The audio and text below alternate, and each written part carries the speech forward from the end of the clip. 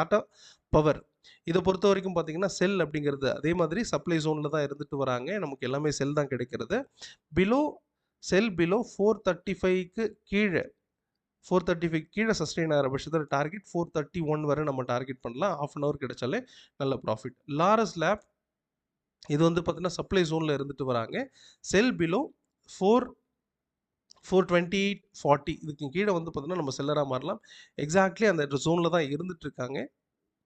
Morning அதுக்கு கீழ sustain ஆகுற பட்சத்தில செல் பண்ணிட்டு 421 வரை நம்ம டார்கெட் பண்ணலாம். இதுதான் இன்னைக்கான சில ஸ்டாக்ஸ் என்னோட ரேடார்ல இருக்கிறது. அண்ட் இதோட வியூ பொறுத்தவரைக்கும் பார்த்தீங்கன்னா, கீழ கொஞ்சம் சப்போர்ட்டும் இருந்துட்டு இருக்கு. ஓவரால் செல்லிங்லயும் இருந்துட்டு வராங்க. இப்போ பொறுத்தவரைக்கும் ஓப்பன் இன்ட்ரெஸ்ட் டேட்டா அண்ட் வந்து பார்த்தீங்கன்னா, உங்களுக்கு எஃப்ஐ டேட்டாலாம் பார்க்கும்போது, மார்க்கெட்ல ஒரு செல் அப்படிங்கிறது வர்றதுக்கான வாய்ப்புகள் இப்போ இருக்கக்கூடிய நிலையில தெரிகிறது. இந்த அதாவது வரக்கூடிய நாட்கள்ல அதாவது இப்போ நம்ம என்ன பண்ணலாம்